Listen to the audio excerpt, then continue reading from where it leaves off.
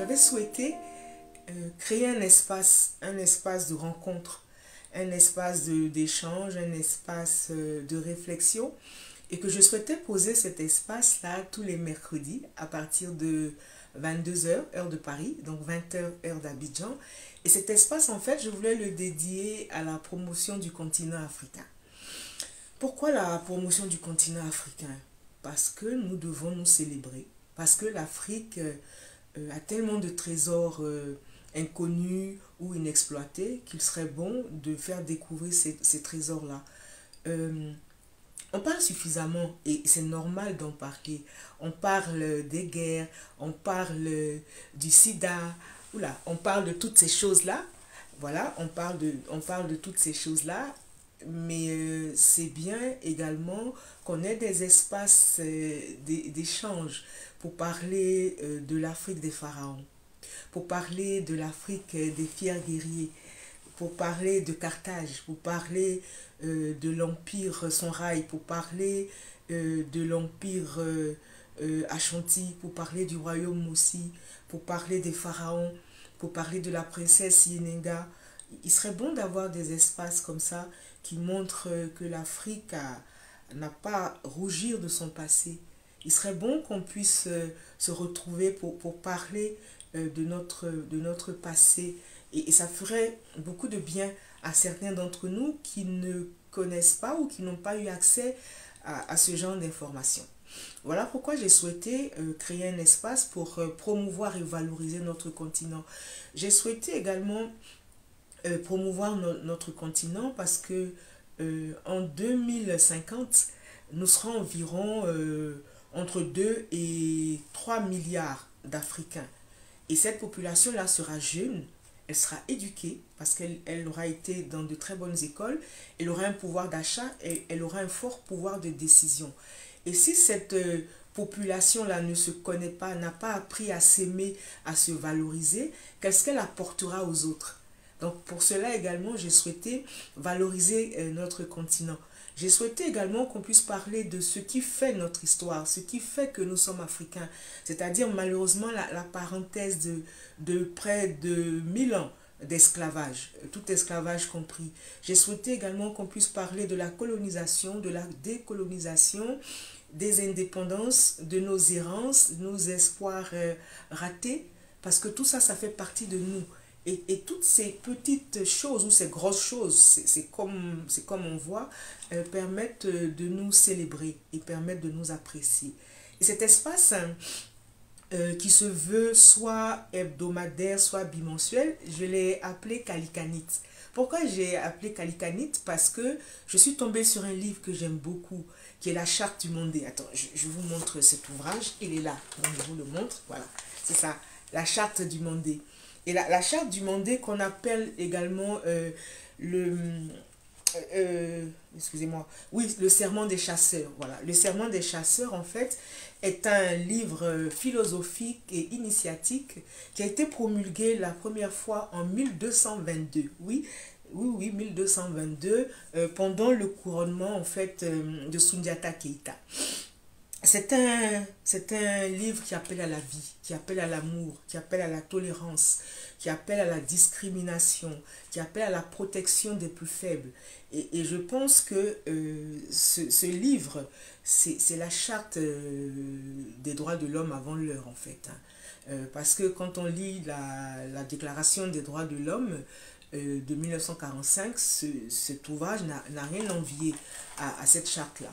Et j'ai appelé donc l'espace que nous allons partager ensemble, Kalikanit, en hommage à Mandé Kalikan. Kalikan, en fait, c'est charte en Mandé. Voilà pourquoi. Et Kalikanit, donc, sera l'endroit où chacun de nous pourra donner un avis, chacun de nous pourra exprimer une préoccupation, mais chacun de nous pourra valoriser son continent.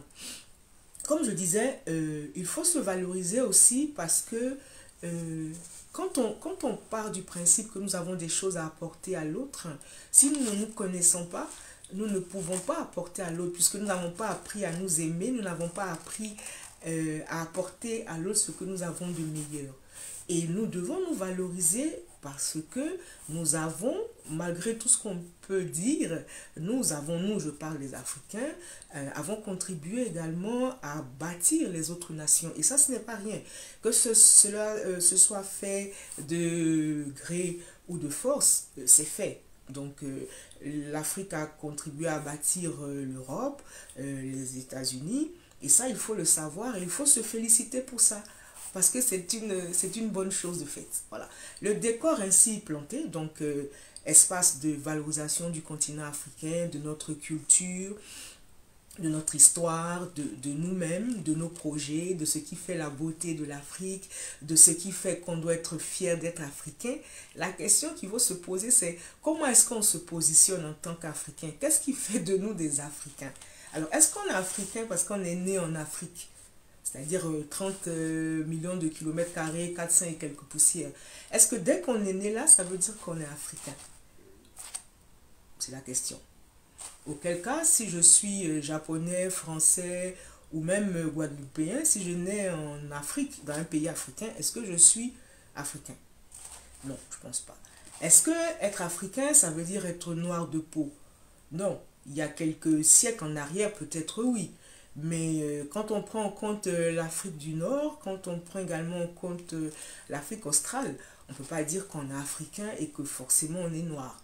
Donc la couleur de peau et la situation géographique ne font pas de nous des Africains. Alors qu'est-ce qui fait de nous des Africains? Est-ce que c'est le fait d'être nés de parents africains, eux-mêmes nés de parents africains? Est-ce que c'est notre histoire, donc notre passé glorieux? Est-ce que c'est l'esclavage que nous avons subi tous en commun?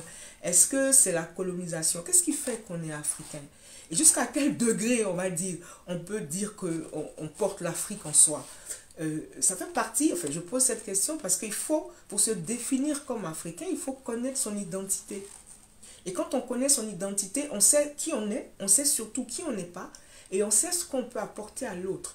Et peut-être que beaucoup de choses que nous décrions aujourd'hui sur le continent, ou beaucoup de choses que nous voyons et que nous n'apprécions pas chez nos jeunes, peut-être que cela est dû simplement au fait qu'ils n'ont pas conscience de qui ils sont. Ils n'ont pas conscience de leur identité, ils n'ont pas conscience de ce qu'ils peuvent apporter au monde. Donc, on essaie tous ensemble de réfléchir et de dire qu'est-ce qui fait de nous des Africains. Est-ce que, comme dit le président Senghor, mais également le professeur Anta Diop, est-ce que c'est l'espace ou alors la prise en compte du volet linguistique, historique, culturel ou artistique qui fait de nous des Africains? C'est-à-dire, est-ce que adorer les dieux, on va dire ancestraux, entre guillemets, c'est ce qui fait de nous des Africains? Auquel cas, les chrétiens, les musulmans, les bouddhistes ne sont pas des Africains? Est-ce qu'il y a une langue qui fait de nous des Africains ou pas? Sachant que nous parlons tous français ou anglais ou une langue du colonisateur. Est-ce que c'est l'habillement qui fait de nous des Africains? Est-ce que ce sont des valeurs? Et quelles sont ces valeurs-là? Est-ce que ce sont des valeurs de travail?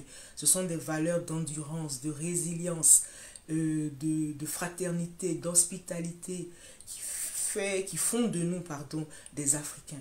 Donc ce sont tous ces éléments-là en fait que nous devons mettre ensemble pour déterminer notre identité d'Africain. Pour dire, nous sommes Africains parce que. Et à partir de ce moment-là où nous sommes définis et positionnés comme Africains, voilà ce que nous pouvons offrir à l'autre. Et vraiment, c'est cet espace-là que je souhaite créer pour que tous ensemble, nous puissions échanger, pour dire voilà ce que nous sommes et voilà ce que nous apportons à l'autre. Ça peut être notre culture, ça peut être le culte. Donc, ça peut être, je sais pas, de l'art, j'en sais trop rien. Ensemble, nous déterminerons ce que nous pourrons apporter au monde. Parce qu'il faut savoir que le monde attend des choses de nous. Je le disais en riant, mais là, il y a la Chine, les États-Unis, la France, qui sont allés sur la Lune avec la mission l'ISS, c'est ça, hein, ISSS. L'Afrique, bon, même si on n'a pas d'astronautes, même si on n'a pas de fusée, peut-être qu'on aurait pu proposer quelque chose, sachant que les plantes n'ont aucun secret pour nous. On aurait pu peut-être proposer des fortifiants aux gens qui vont partir. Je sais pas, on aurait pu proposer de la nourriture, on aurait pu proposer des massages quand on sait les bienfaits du beurre de karité. Je ne sais pas, si on avait déterminé qui nous sommes, ce que nous avons, ce que nous pouvons faire, peut-être qu'on aurait eu notre mot à dire ou des choses à proposer en tout cas. C'est pareil pour ce qui se passe en ce moment en France, où on parle beaucoup de décolonisation, on parle beaucoup d'identité, on parle beaucoup d'universalisme. En fait, toutes ces notions-là sont en train de revenir. Mais comment nous, on se positionne par rapport à ça en tant qu'Africains? Qu'est-ce que nous en pensons? Qu'est-ce que nous avons à dire? Est-ce que même nous avons des choses à dire? Et qui les dit pour nous? Et comment on les dit, ces choses-là? Voilà un peu ce dont je souhaite parler avec vous dans Calicanit. Et je pense que nous allons avoir les 52 semaines qui arrivent bien remplies. Voilà. Donc j'ai juste posé les bases. Je pense qu'on va se revoir mercredi prochain. Et puis on va démarrer notre premier sujet sur l'identité. Parce qu'on n'a pas réglé la question. Hein. J'ai posé des questions, mais je n'ai pas les réponses. Donc tous ensemble, on va essayer de trouver ce qui nous définit en tant qu'Africains. La couleur de peau, l'ADN, sachant que tout être humain a en lui l'ADN de l'Afrique, puisque Lucie et Touma ils viennent d'Afrique. À partir de ce moment-là, est-ce qu'on peut dire que tout le monde est africain? En tout cas, c'est des réflexions. Merci beaucoup d'avoir été là et puis on se retrouve mercredi prochain. Bye bye.